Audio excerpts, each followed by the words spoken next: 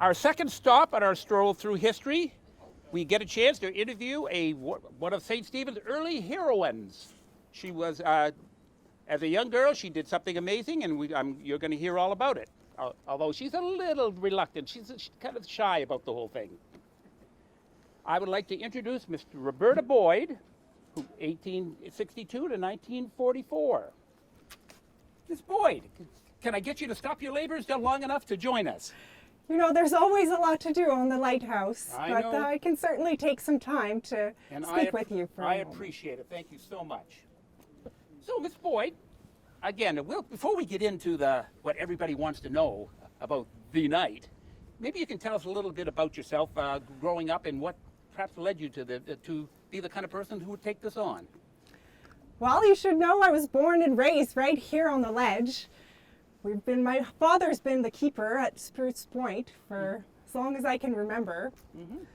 My father had a son first, Johnny, my older brother, that I looked up to tremendously. He became a seaman, and that made room for me to have a hope of keeping the light. So if you could have been a seaman if you a little different time and a different sex, maybe? Possibly.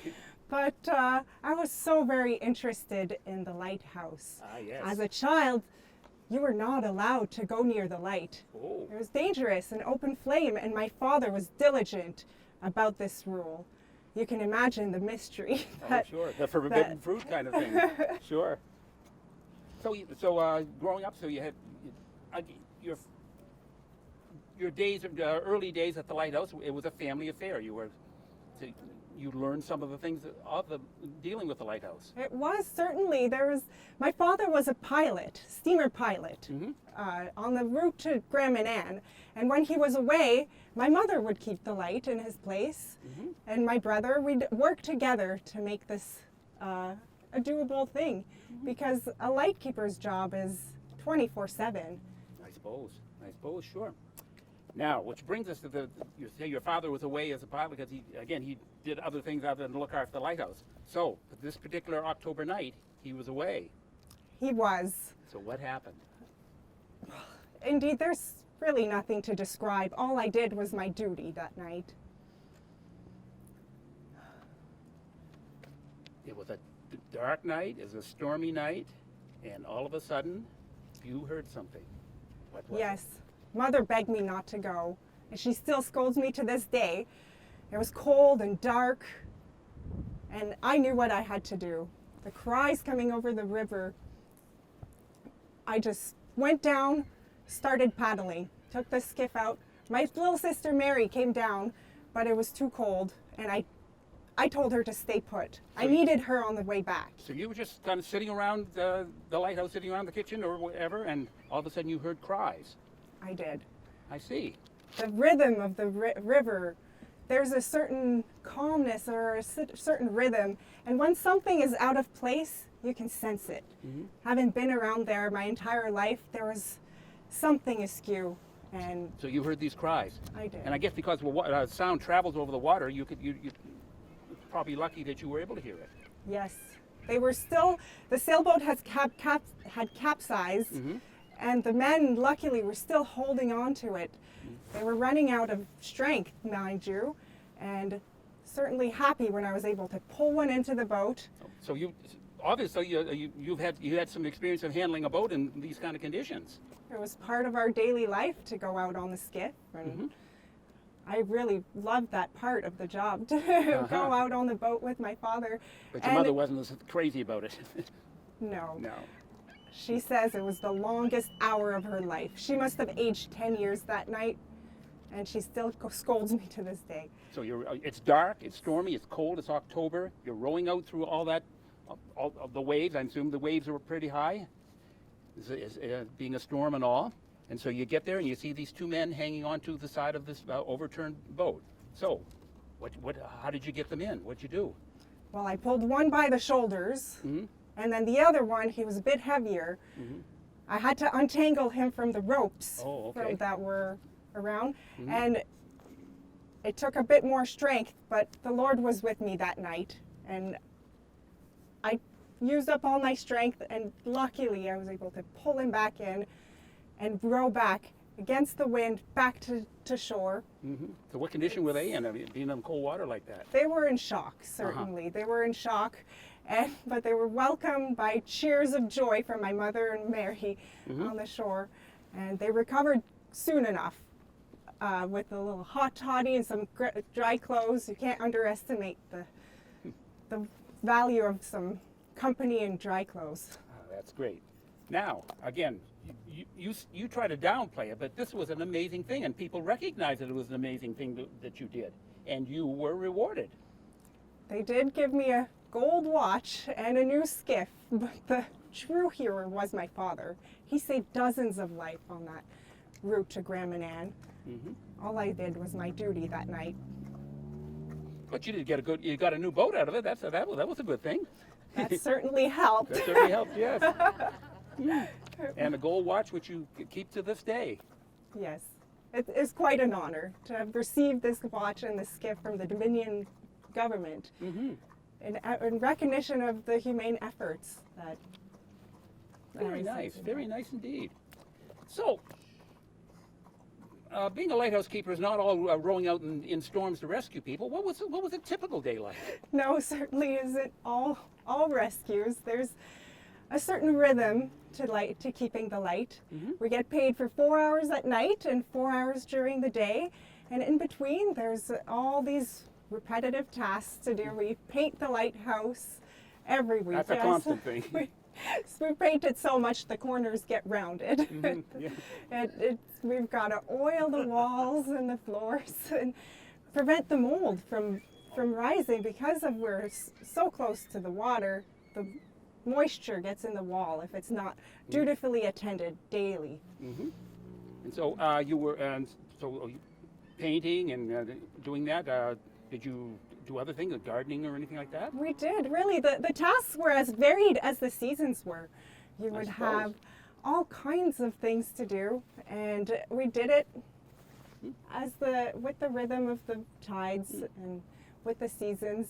There's polishing every single day after the light in the morning. We'd polish the lenses, the prism, to be ready for the next day. The light was the most important part. And the other constant was the weather. We would log the weather religiously. 0600, we measure the height of the clouds, look at the sea conditions, the wind, and all this information was gathered and sent for the early recordings of the. So you were part of the weather forecasting system. That's right. And so how did you transmit your information on those days? Well, we took notes in our journals, and there was someone that would come by and receive the information and telegraph it to the main station. Oh, telegraphing. Okay, sure. Now, the lighthouse, you weren't, like some people think of a lighthouse as being like on an island or way off, away from it, but you were fairly close to St. Stephen. Yes. How far?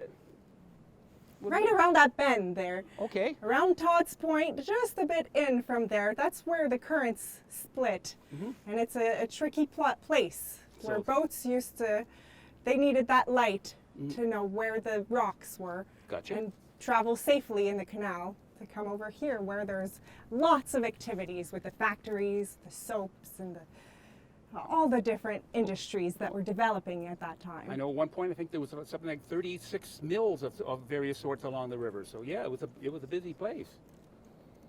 So as I say, you started out on the lighthouse with your family, and then you were never alone here, were you? No, there were certainly moments of solitude, but alone never. There was my brother's wife, Henrietta, that came to live with us, and their little one, Frankie, who was 1 at the time.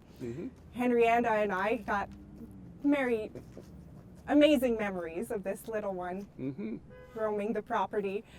Never having had a baby of my own, the lighthouse was like my baby. It was such a treasure to have him with us. And those. So as you say, as your brother and sister grew up and moved away, things got a little less crowded in the lighthouse, but you did take on a new lighthouse keeper, didn't you? Are you talking about Leroy? I am certainly talking about Leroy. Tell me about Leroy. Well, I had given up hope on ever getting married, but at the turn of the century, something magical happened. I met Leroy Hanna. Leroy Hanna. He was quite the ball player in his day, and we fell in love in the summer and were married in the fall. He was a Methodist and I was a Baptist. Ooh. You can imagine some of the controversy. But he had to be quite a man to be able to come and live with a woman who had her own mission and house. Yes, that would have been unusual in those days, wouldn't it? The lighthouse was my heart and blood, and he knew I would never leave it. And he was such a kind soul to embrace the lifestyle with me and spend those later years together. I got to know his sister, and his dad eventually came to live with us. And as my body declined, some with age, so that the technology improved. So the tasks got different, and I was able to stay at the lighthouse till 1944, way into my 80s. Wow, now that is impressive. Not much of a retirement plan, I guess, in those days. Nope. Now, can anyone guess how much a lighthouse keeper would have made back in the 1887, say? $20 little bit more. $50. Do I hear 75? $80 a year was what John Boyd was paid to keep the lighthouse. There's also expenses that were covered and all that you would need to tend the house. The brooms, the wicks, the cotton, the oil, all of that was paid for by the Dominion of Canada. So you wouldn't have gotten rich, but you lived comfortably, I guess. We you could lived say. a comfortable, simple life. We made our own bread, and just like the tides, there was a rhythm to it. We'd knead the dough, let it rise, knead it again, let it rest, and bake it. We ate well, and we worked together to survive. But those days were it was stormy for days at a time, or fog rolled in for days at a time. Those must have been difficult days. Yes, Not much a chance for rest. Not much chance for rest. You could imagine it's like a nursing mother, right? With the crank needing to be cranked every 2 hours with the oil. You'd have to stay up all night, and some days got hard, I would certainly. think. But It sounds like you enjoyed it. we kept our spirits singing, and the duty gave a structure that allowed my wandering mind to stay grounded in the true beauty of nature that's available here for us. That's wonderful. Well, Mrs. Boyd, it's been a pleasure talking with you, and I'll let you get back to your labors, and thank you again for taking the time for us. Thank you kindly.